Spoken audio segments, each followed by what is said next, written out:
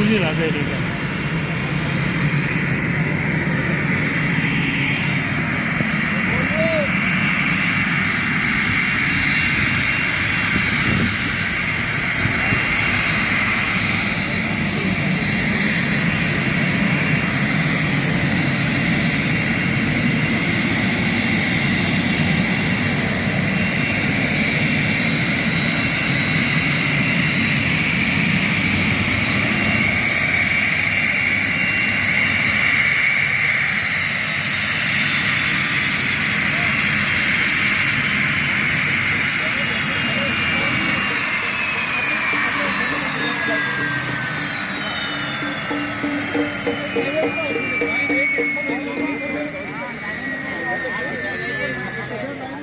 और यहाँ पर ये आप देखिएगा स्वागत का एक अनूठा तरीका यहाँ पर आप देख सकते हैं। ये स्वागत यहाँ पर किया जा रहा है।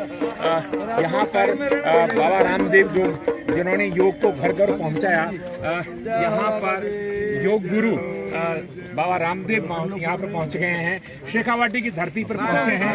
यहाँ पर भव्य स्वागत यहाँ पर किया जा रहा है।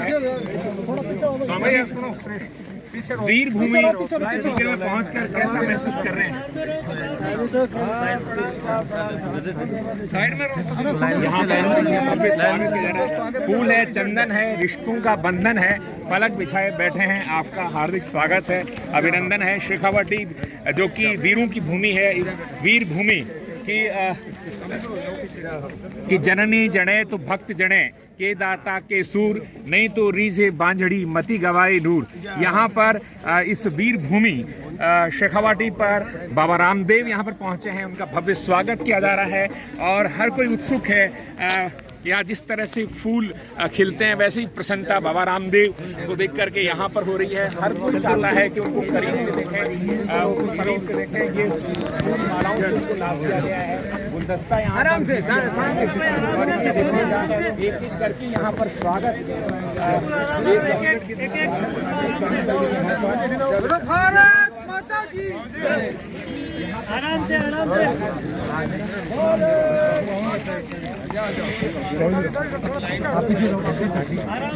बाना जो पहन करता है वो इस वक्त स्वामी जी को आप देख सकते हैं। बहुत करीब से यहाँ पतंजलि के समस्त कार्यकर्ता है, उन्होंने भव्य स्वागत किया है। और यहाँ पर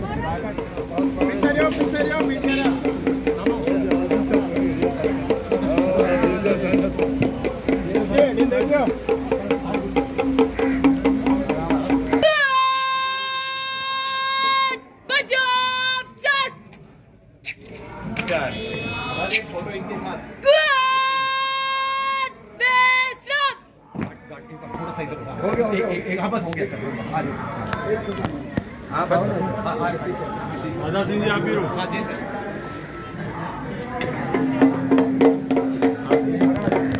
आपने क्या आप आरटी में सिलेक्ट हो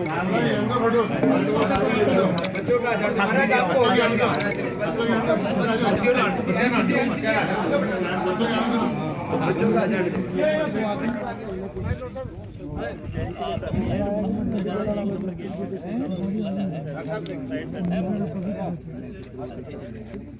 तू करना गाड़ी थोड़ी आगे करवा लो ना, सबसे हो जाएगा ना रामा साहब। ठीक है, सबसे हो जाएगा। बस आप जिस लाइन में खड़े हैं ना तो वही जाना, ये नहीं कि वहाँ है तो एक आगे आके चले आए। और पूरी दुनिया में इस भारत की योग परंपराओं को पुनर्जीवित कर पोषित करने वाले इस युग के योग गुरु योगाचार्य परम पूज्य स्वामी रामदेव जी महाराज बहुत दिनों से हमारे श्रद्धेय पूज्य शैलेंद्र नाथ अघोरी बाबा जी ने इधर की खाड़ों से खोद रखे हो भाई। अच्छा नींव रखवानी है, हाँ नाम सीधे उधर ही आएंगे अभी। तो आज बहुत दिनों से पूज्य महाराज जी की इच्छा थी कि ये जो स्थान है बड़ी पुण्य भूमि है, तपोभूमि है, और अपने गौशाला भी कटे है। अच्छा पीछे ही है, हाँ। तो ब्रह्म बगीची में कुंभ जी का दरबार जो है ये अपने आप में एक बहुत बड़ी तपस्थली है। साधु संत महात्मा सदियों से, युगों से तपस्या कर रहे हैं और साधु संत महात्माओं के तप से, पुण्य से ही हमारा धर्म, हमारी संस्कृति आशीर्वाद है, शुभकामनाएं हैं। आज घनी जल्दीबाजी में 3 प्रोग्राम हो गया उठा है। जोधपुर में आदरणीय डॉक्टर यशदेव शास्त्री, हमारे देश में सदैव त्याग का सम्मान रहा है और स्वामी रामदेव जी वो व्यक्तित्व हैं जिन्होंने अपना घर बार सब छोड़ करके समाज के लिए जीवन दान दिया। दूसरा, भारतीय संस्कृति, योग, वेद, गौ, आयुर्वेद, इसको यदि किसी व्यक्ति ने पुनर्स्थापित किया है लंबे अरसे के बाद, उनका नाम स्वामी रामदेव जी है। योग को लोग भूल गए थे, हमारे जैसे लोग योग किया करते थे, लोग कहते थे बाबाओं का काम है। लेकिन आज हर पार्क में 100-200 आदमी सुबह सुबह योग करते मिलेंगे, ध्यान करते, प्राणायाम करते, मेडिटेशन करते हुए मिलेंगे। दुनिया में एलोपैथी के डॉक्टर जो थे वो आयुर्वेद की पुड़िया को फेंक देते थे, चाहे वह स्वर्ण बसम ही क्यों न होती। तो 1 ग्राम जो है वो कम से कम हज़ारों रुपए की पड़ती थी, उसको कहते राख की पुड़िया, उसको फेंक देते थे। आज प्रत्येक बड़े से बड़े हॉस्पिटल में आयुर्वेद की दवाइयाँ अच्छे डॉक्टर देते हैं। डाइटिशियन जब आयुर्वेद के लोग परहेज बताते थे तो लोग मजाक करते थे, लेकिन आज हर हॉस्पिटल के अंदर डाइटिशियन बैठे जो बताते हैं कि ये आपको खाना है, ये नहीं खाना है।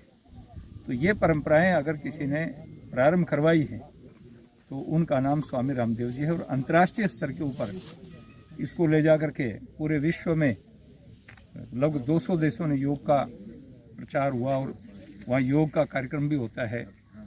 वो माननीय प्रधानमंत्री नरेंद्र मोदी जी और स्वामी रामदेव जी, इन दोनों का युगल जो है, इसके कारण दुनिया में योग फैला है और आज लाखों नौजवानों को रोजगार मिला है जो देश और विदेश में योग की शिक्षा देते हैं, योग का प्रचार करते हैं। तो इसलिए लोग उमड़ रहे हैं उस शख्सियत को देखने के लिए, उनका दर्शन करने के लिए, जो आज यहाँ पधार रहे हैं।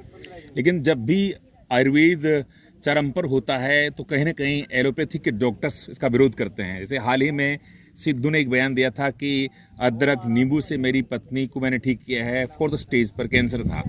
तब सारे एलोपैथिक के डॉक्टर एकजुट हो गए, उन्होंने कहा कि ऐसा संभव नहीं है, ये प्रामाणिक नहीं है। अधिकृत व्यक्ति, उसमें भी कारण है।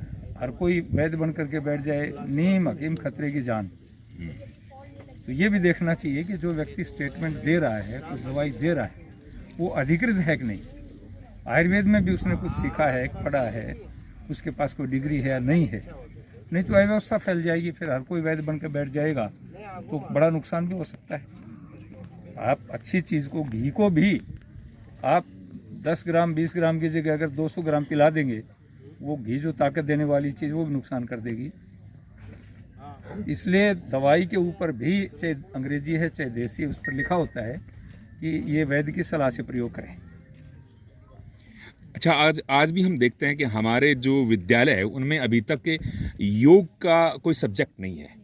हालांकि पृथक से अलग योग महाविद्यालय बने हैं, लेकिन क्या ये आवश्यकता आप महसूस करते हैं कि एक सब्जेक्ट होना चाहिए 10वीं में, 11वीं में, इस तरह से क्या ये अनिवार्य होना चाहिए? नई शिक्षा नीति जो लागू हुई है जी, उसमें इसको लागू किया है और केंद्रीय विद्यालयों में, प्रत्येक केंद्रीय विद्यालय जो सेंट्रल स्कूल है उनमें योग शिक्षक की नियुक्ति है।